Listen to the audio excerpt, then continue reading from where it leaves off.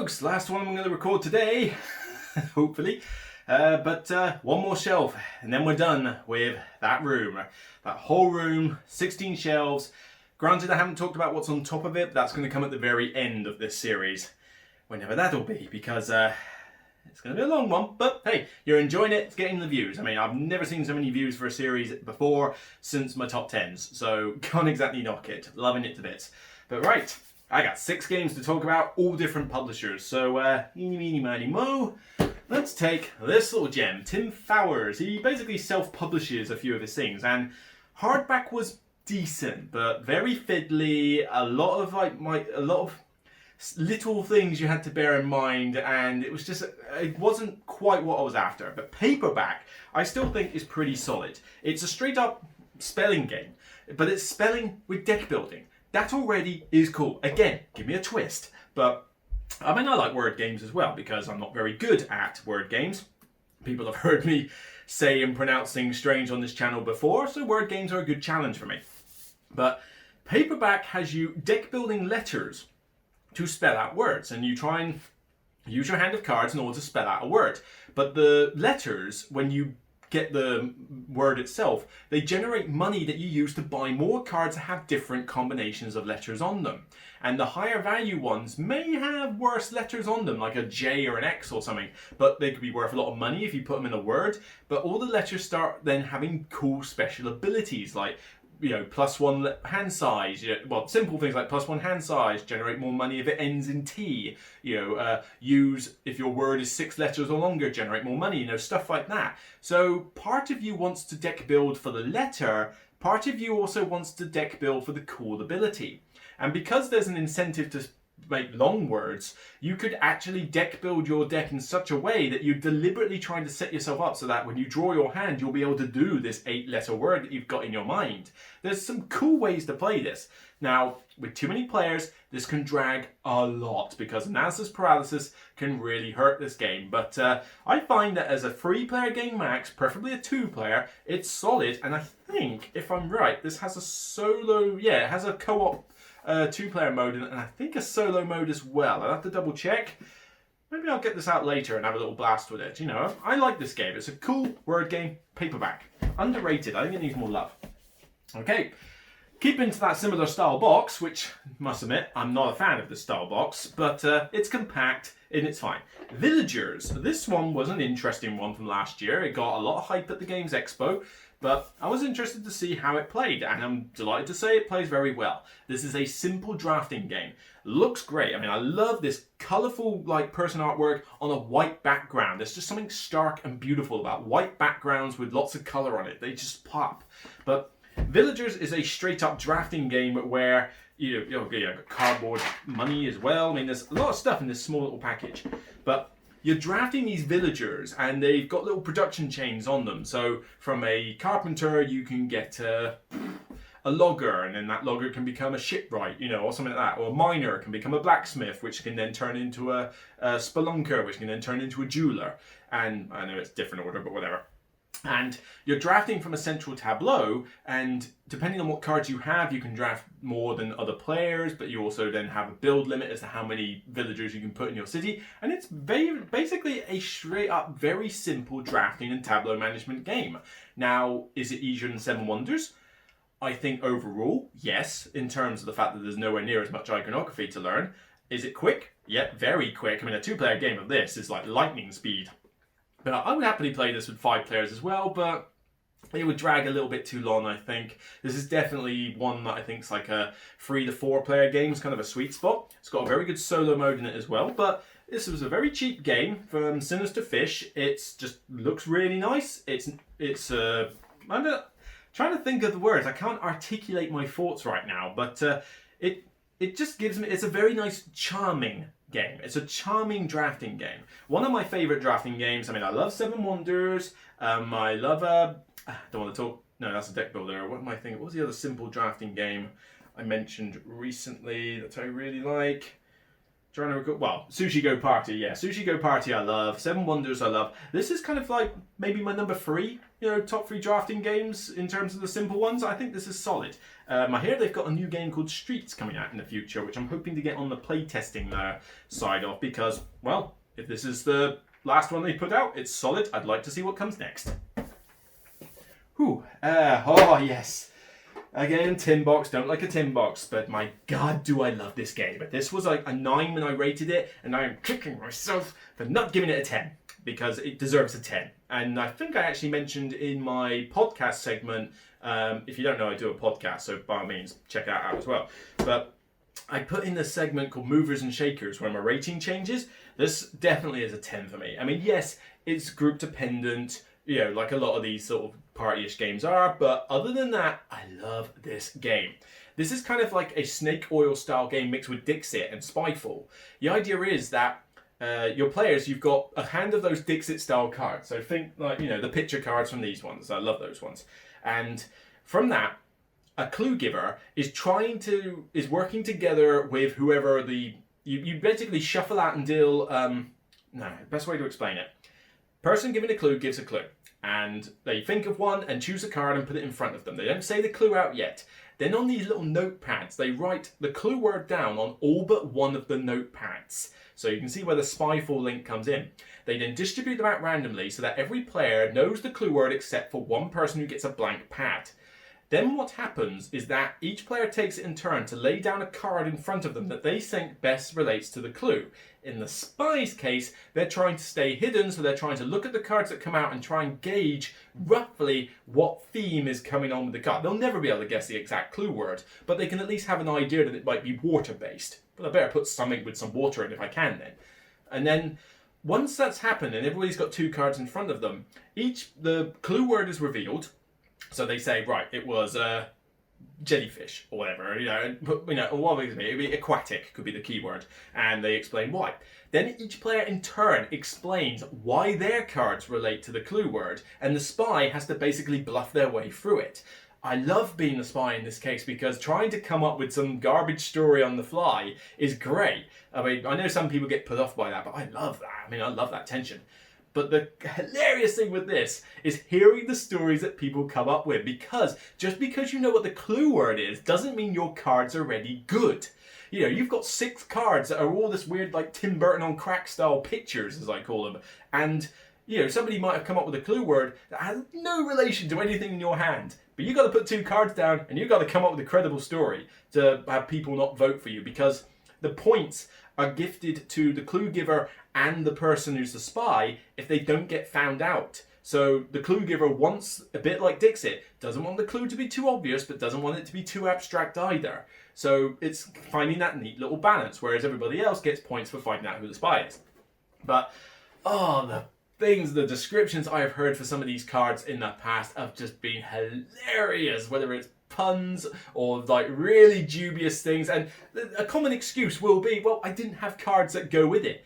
That will be a common thing. You will not have cards that always relate to the clue word. You better come up with some credible story though as to why it works. And I have heard some doozies in my time. People could trash talk to their heart's content. It doesn't matter if you interrupt someone's speech.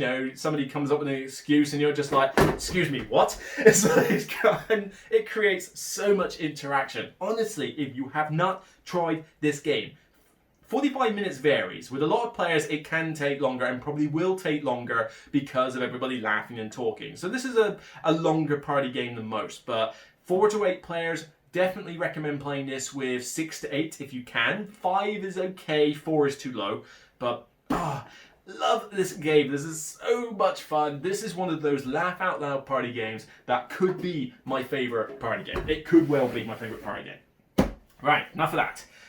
Van Ryder Games, their pick. I tried Detective City of Kings recently, or whatever it was called, and I didn't gel with it. I sold it after a bit because I just felt I couldn't get it to the table as a chisel mode, and solo mode just didn't feel good enough compared to, say, Chronicles of Crime and Detective. But this one, though, definitely my pick from that publisher. Hostage Negotiator. This is a solo-only game. It's a dice game, and I have never seen so much theme crammed into a dice game in my life. Dice games are very hard to have a theme, because it's dice, you're chucking dice. This one, the theme works so well. Now, granted, if you're not into... there's a bit of a rainy storm out there. If you're not into this kind of theme of hostage negotiation, you know, people in trouble, guys, if you're not into that as a controversial theme, then by all means, stay away from the game. But if it doesn't bother you, this is so much fun. You have any of like loads of different villains that you can pick from. You've got some in the base game. This is the expansion box with more stuff, and you can get these little mini packs, abductor packs as they call it, where they've got anything from the CEO of a business to a guy wanting hospital care for his daughter to a cultist. You know, there's all sorts of cool stuff that's being done. But what you do is that you have these cards that you play, and in order to play these cards and buy more cards that are better, you have to generate conversation points. You do this by playing the cards, rolling the dice and hoping you get successes. Yes, very lucky, very swingy, but you're trying to mitigate the luck in some way. But as well as that, the villain is coming out with various demands which influence the state of the game. They have a terror value, which the lower it is, the more dice you roll, but the higher it is, the less dice you roll, because obviously they're getting more agitated. And you've also got to try and keep the hostages alive, because you can finish the game in different ways. You can try and take out the abductor themselves, or you can get the terror so low that you can basically just free all the hostages and they just surrender. But each of those different villains throws in a different spanner in the works. The idea that you can hear their demands, and they mention like, I need a helicopter. Right, well, can I satisfy that condition? If I do, I'll get a bonus. You know, it's that whole thing like you see in the movies. But it's so well done. I mean, I'm impressed about how the theme is so well done in this game. It's, you know, granted, it can be frustrating that luck can screw you over, but it just feels good that you buy this card and you're just like, no, don't keep us talking, all right? Let's compromise here. And then you start possibly getting into cards like Sniper, take the shot. It's like where it's like, this is your Hail Mary pass effort. Like, we're going to lose. I'm going to lose if I don't do this. Take him out now. And it's just, good amount of tension. Lose it, win it, doesn't matter. It's a good amount of fun. All right, this one's an interesting one. Founding Fathers, Jolly Roger Games. I have not played this in a long time, but it is still one that I really enjoy and want to get to the table again. Yeah, I know, some of you are probably thinking, Luke, what are you on? What have you been smoking? I really don't tend to go for historical themed games, you know, real life history. Tends to bore me, not that interested. I gave up history after year 8 of secondary school, which if you're in Britain, you'll know what I mean by that. And because history bored me. There is only so many times you can learn about the Second World War and Victorians before you want to basically consider losing the will to live. It's like, it's so bad.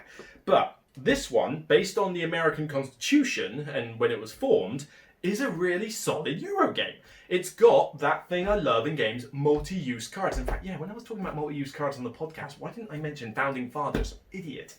But this one is a cool game where you're trying to get the Constitution to form in such a way that it gives you more points and gives you more benefit. But to influence the votes, you're playing these multi-use cards, of which it's either used for its power, its delegation, so which like nation or state is it with, and also what's the other bit it gives you? What delegation it's from and what type of political party it's from. It's something like that. But you're playing these cards in such a way, you're drawing them often, so you cycle through them quite a lot, and it's like, ooh, how do I best use these cards? But you're trying to use them to swing the vote from yay to nay, have discussions in like committee rooms as an alternative way to get points, or maybe just play it for its power, so that if you have if the board state is in a certain way, you'll get points for that. And you don't win with a lot of points in this, you know, every point is valuable. But it's a solid game. It's not that difficult to play. But if you want to learn about the American Constitution, this is a good way of doing it because it's got a lot of flavor text. But if you're just someone like me who just finds that it's thematically well done whilst being an interesting multi-use card game, then this will appeal to you as well.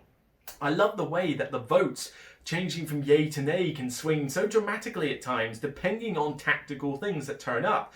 You might be like, yeah, I want this one to pass for a yay, and then suddenly you draw some cards that are like, hang on, I can get points, a lot more points, if this just goes to no based on this. Then in that case, I don't want it to go to yay. Right, you know what? I've changed my mind. New York's coming in and deciding no to whatever stupid policy is. And I like to like flavor this up with a ton of policies that just don't make sense. I mean, this is the American Constitution, but I like to put it like a bit like the Blackadder episode or something. It's like, so which part of the Constitution are we doing this time? Oh yeah, this is for the compulsory eating of asparagus at breakfast. You know, it's like 3 corsets for the under 5 and the abolition of slavery. Oh, we just put that in for a joke. It's like, I do love Blackadder. But yeah, this is a really cool game. I don't know if you can easily get hold of it anymore, but I really want to get to this table again. In fact, there's a lot of games I want to get to the table again. This is the problem. People say, oh, well, I've got a collection of 600 games. You've only got just over 200. Yeah, it's difficult enough to play 200 games. How are you playing your 600? Well, I want to know. Ah, well. And last, but certainly not least, probably my favourite deck builder. It could well be. I do think this could be my favourite deck. Oh, no. No, there was one other. But this is probably my second favourite deck builder. Dale of Merchants. This is the collection set, but it's got the first box, the second box, and the collection bits in there. Can't wait for them to kickstart the third one. I mean, the guy had never heard of me when I approached him at Essen before, which is no surprise. Very few people have heard of me, but gave me a nice little deal on the bundle, and I got it. I've given it a review recently. Go check out that video if you want to know more about this game. But I know him a bit more on Twitter now, so I think you're starting to notice. But with this one, it's a great, again, deck builder with a twist. Firstly, the cards you get go straight into your hand for next round. Doesn't happen in a lot of deck builders. But this is also a race. It's not victory points. The idea being that you've got all these different animals in their own little factions. You mix so many of them in the games. You always have a different setup each game. And these have different abilities. And depending on what animal they are, their abilities key off the animal. Like the owls are very good at observing other people's stuff. The trash pandas, the raccoons are basically screwing over opponents. The crocodiles are just bullies. The pandas are very good at market manipulation for some reason. I don't know why that's a panda thing, but they've got their own theme. And the idea is that you're deck building in such a way to create these market stall stacks, 1 to 8. And each card has a value, and in order to play a stack, you have to play cards of the same faction that equal exactly the value of the stack. So 1, 2, 3, 4, 5, 6. Now, from 1 to 5, not too difficult, but even 5 can be quite hard. But when you get into those higher numbers, you obviously need to use more cards. But then once you put it in the stack, you don't have it for the rest of the game. So you have to decide, right, well, do I build the stack with this, or do I keep it for its cool ability? Should I get stacks early and then build up again, or should I just take my time, get a really cool deck, and then start building stacks? You've got a lot of different ways you can play this, but, on top of a very simple rule set, I mean, you've got, again, 1 of 4 actions that you do, and the actions are not that complicated. The real meat of this game is learning how to use the combos and the abilities to your best advantage. But the animal factions are all really unique in how they operate. The artwork, as you can see, is gorgeous. It's so colourful and vibrant. And it's quite simple. I mean, it's not like there's vibrant backgrounds and massive amount of detail. But the way these animals are illustrated, they look so good. You almost want to just take them out of the picture and just pet them. So like I think that little kid. I mean, come on, that little tiger, that little cheetah thing is so cute. You just want to take it out of the card and have it as a pet. It's so nice, but really cool game. I mean, it took me ages before I got to see this. All I heard was I think Z Garcia mentioned it a few times. But once I got the first set for 10 quid. In a bring and buy sale at my local cafe, and it's like, for 10 quid, I'll play it. Let's see what it's like. Played it that day, loved it, instantly sought out this at Essen, grabbed the entire bundle, and now I want more. 2 friends of mine have got this game as well. I think they showed me how to play it. Maybe actually I might have learned it with them before. I can't remember the order, but I definitely played my I played my 10 quid bring and buy one first. Then I played it with the friends, knowing that they had it, and now we can play this together. But love this. You've got player powers, you've got different cool abilities. It's a solid one. My second favourite deck builder, easily. Possibly even my first, I don't know. I would say there's one other I prefer, but yeah, definitely one of my favourites. Check out the review if you want to know more. So yeah, that's it. Well, for now. I'm going to record more on a different day. But that's the entire 4, 8, 12, 16 shelves in that one. 16 squares down. 32 to go. God. Oh dear. Although on the plus side, these shelves tend to have less games on them because they're bigger games. I mean, there are some games here where there's like 2 games on a shelf, so they should be relatively easy, but I can see a few shelves where I could be in worse stick, but the publishers should be going up. In fact, I mean, how do I do this? Do I go column and keep it with the publishers, or do I do rows? I think I'll do columns, you know, because I tended to group these things as publisher in columns. So you might not be able to see it in here, but like there's a Portal shelf. Oh, there's like a little bit of Fantasy Flight left, and then the rest is Portal, and then that's all Portal, and then that's all AEG. You know, it's stuff like that. And this one, all AEG, all Awakened Realms, all Days of Wonder. You know, it's stuff like that. Whereas if I go in rows, you'll start off with Fantasy Flight, and then you won't see Fantasy Flight again until you get all the way down to there. So maybe I'll do it in columns, but I think what will happen is I'll vary it between having them on the table and just doing it facing the shelf, because I think these ones I can do. I mean, like this one, I can literally just take them off the shelf by sitting like this. You know, I think I'll just have to play it by ear. But anyway, thank you for watching these videos. Thank you for the support. Thank you for the views. I mean, the views are just skyrocketing with these shelf by shelf videos. I should have done this a long time ago. But this is certainly going to continue long past isolation finishes, I think, at this rate. And I'm back to work next week, so I'll try and get as many of these done as I can. I mean, I'll try and maintain the daily video content. But if I have to skip a day, I have to skip a day. You know, got to keep my mental sanity in check, which is the hardest bit. Well, that and my flabby stomach I have to keep in check during isolation. So thank you for enjoying. I'll see you for shelf 17 in this room. So take care. See you soon.